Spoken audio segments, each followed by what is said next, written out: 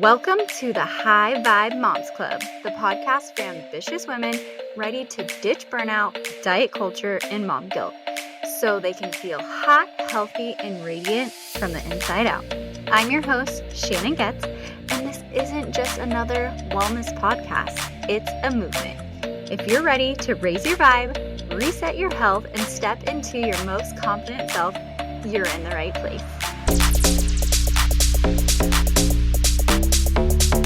Hello, my beautiful friend, and welcome to another episode of High Vibe Moms Club. I am so happy that you're here with me today.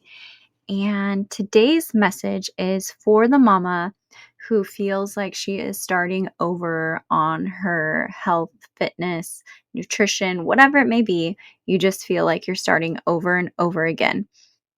So if you found yourself saying, oops, I ate those tacos or I had that cookie or whatever it is, and you're going to start again on Monday, or you skip a workout completely, or whatever it is, we're not starting over. We're going to let go of that all or nothing mindset. So then that way you can continue to improve and be the healthiest, happiest version of yourself. Because I get it. I have done it too. I would binge eat all weekend and be like, "Oh, I guess I'll just start over again on Monday," because I thought that if I couldn't do something perfectly, then it wasn't worth doing at all. But here is the truth that I want you to know. That mindset isn't helping you. It is keeping you stuck. Because what if I were to tell you that the fastest way to your goals isn't going all in? I know we think, oh, I'll just eat perfectly for the next 2 weeks because I have this event. And then after that, I can splurge and all the things. That's the mindset that's keeping you stuck, because these little shifts long term are what's going to help you stay consistent and not starting over again and again and again. So, did you know that this all or nothing mindset is actually a trauma response? It is because you feel like you need to control a situation. Maybe you grew up and everything was either chaotic, and so you just wanted to have a sense of control. So, this mindset is something that was developed possibly in childhood, or it could have been even older. The toxic fitness culture, there's all this diet trauma where structure feels like safety when everything else feels like it's out of control. But you're creating a cycle of shame and burnout or self sabotage. I know for myself, I would stick to a plan and I would start seeing the results, and then I would eat everything in the pantry because my brain wasn't ready for like this new, what they call like set point. And in my bodybuilding days, it was kind of like go hard or go home.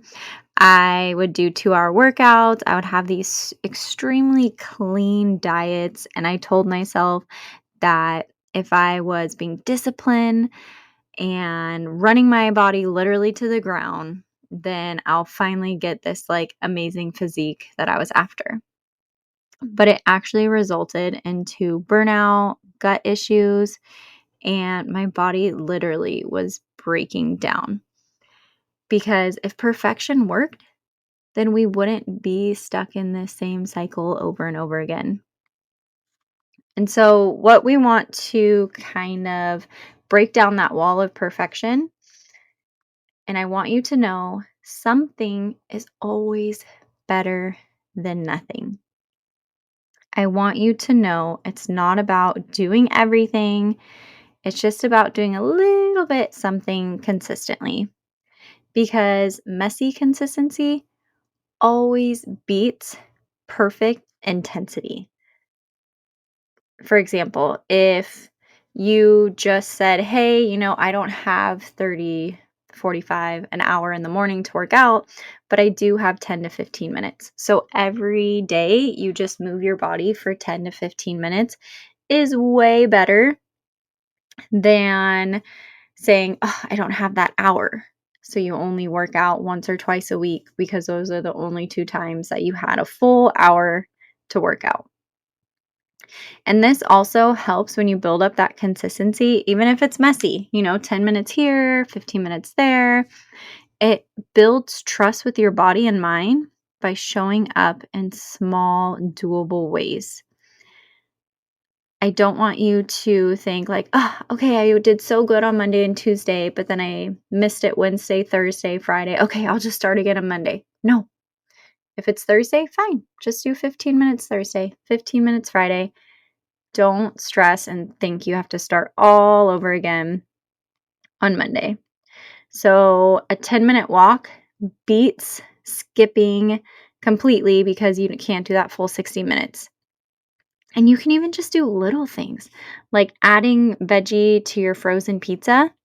Fine. You added some veggies versus just skipping eating in a more healthy way altogether because you're like, well, I'm having pizza. So, whoops, there goes another one. And then you just kind of go down the rabbit hole of the shame and all the things. So let's nip that in the bud. Or if you're working on some mindset, just waking up and writing down 2 things you're grateful for or writing down one sentence is so much better than skipping it altogether because you didn't have the time to fill up a page or 2.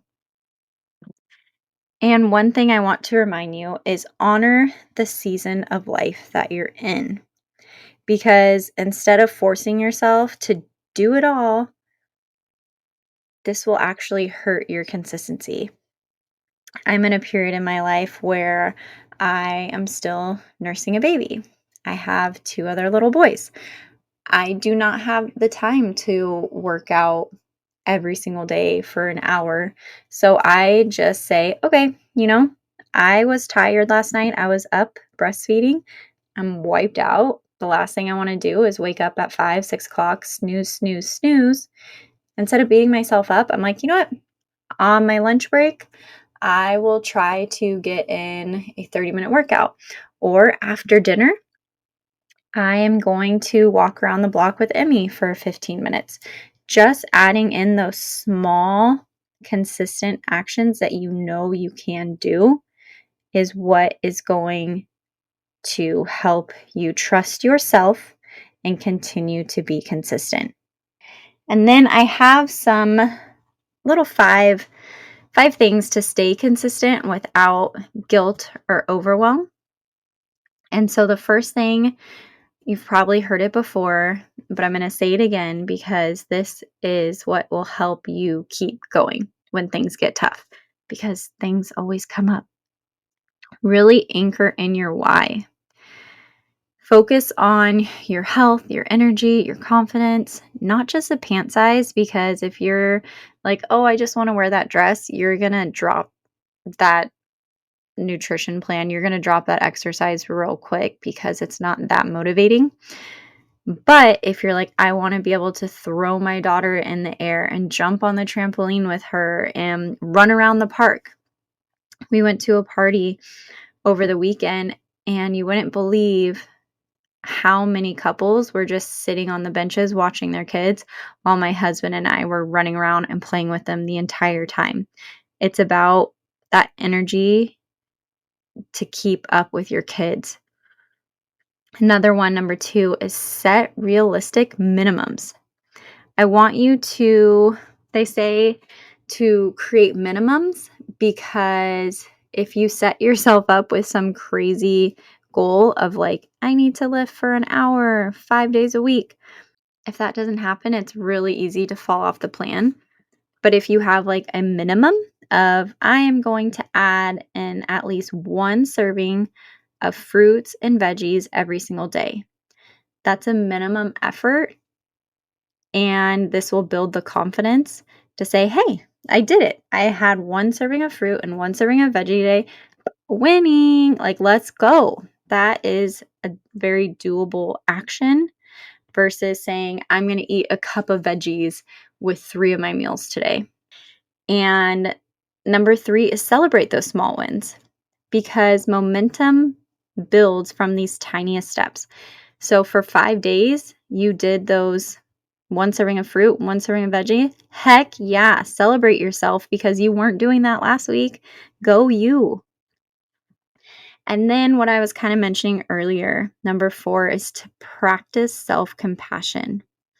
I want you to speak to yourself like you would speak to your child or your best friend. You wouldn't give them a hard time for pushing the snooze button because they were up all night with their baby. You wouldn't yell at your child and be like, "Gosh, why do you always do this?" because they made a small mistake. Like have more self-compassion. And if you are one of those women that does have a little bit of negative self-talk, maybe you do catch yourself saying things like, "Ugh, I'm so lazy. I can never stick to a plan. I always sleep in.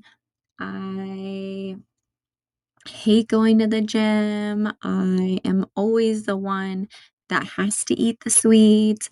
Any sort of self talk that isn't contributing to where you want to go ahead and go back and listen to an earlier episode, You 2.0, where we work on that love and compassion for where you are right now and improving that self talk. So your subconscious mind will truly believe that you are worthy of becoming the healthiest version of yourself. Because if you continue to say all of these negative things about yourself, then you will continue to self sabotage because you don't truly believe that you are worth it. And newsflash, you are totally worth it. You are totally worthy of all of this love and health and longevity. So go back and listen to that episode if you're still kind of struggling and you're catching yourself with some of that negative self talk. Okay, number 5, use habit stacking. This is one of my favorites. You're already brushing your teeth every day, twice a day for about 2 minutes. So why not in that time frame also either watch a 2-minute mind movie or have a sticky note where you're reading your affirmations. Oh, and if you're like, "Shannon, what is a mind movie?" A mind movie is something you can look it up on YouTube. You can literally just watch one that somebody else created. There's a lot of ones out there for like manifesting wealth and abundance and all that good stuff. But if you want to make it more personal, make it feel more real for yourself, you can go on Canva and you go to presentation and you can just start dragging and dropping a bunch of photos for your goals, dreams, desires, and you can set how long you want each image to show up for. And you can even put words of affirmation on those images, whatever feels good for you, and create that 2-minute mind movie. And you can watch it, like I said, the habit stacking when you're brushing your teeth. It is so amazing how this will help to rewire your subconscious mind and what you're watching for it to start to feel more real and not so far away from you. If you have any questions, message me and we can chat more about Canva. I absolutely love that as a resource and a tool to help bring your dreams to reality. Easy peasy, lemon squeezy. All right. So, to wrap up today's episode, I don't want it to be overwhelming, short and sweet. And we'll do some journaling too. Let's do that. Okay. I want you to go ahead and before you finish your day, start your day, wherever you're listening to me, grab a journal, grab the note app on your phone, or even a piece of paper, sticky note. Actually, this might be too big for a sticky note. Grab a piece of paper, notes on your phone. And I want you to be really honest with yourself. So the first question is, what is the smallest, simplest action that you can take today that would still keep moving me forward? Write that down. Number 2, what would it look like to succeed at 70 or 80% instead of aiming at that 100% perfection? Number 3, how does my body feel when I release the pressure that I need to be perfect? Number 4, what's one kind thing that I can commit to doing for myself for the next 7 days, no matter how small that is? Okay, so I hope that that was helpful for you today. And I know consistency, it isn't sexy, but this is what really brings change. And a little reminder that perfection is the fastest way to burnout. And you want to give yourself grace and set a realistic plan. And message me on Instagram at Shannon Getz Fit. Tell me where you currently are, and we can talk about setting up some small wins for you to start building that confidence. Because you don't need to do it all. You just need to do a little something and keep on going. So make sure that you do those journal prompts. If you're driving, push pause, come back to it so you can continue to stay consistent and give yourself the love and grace that you deserve. Because your future self, it wasn't built in a single perfect day. You are building her in every little tiny imperfect step you take again and again. So please remember to choose progress over that perfection. And if you haven't yet, please, please, please write a review. I love reading those. And again, if you have any questions or aha moment from today, I would love to connect and hear from you. Have a wonderful day. I love you so much. Chat soon. Bye.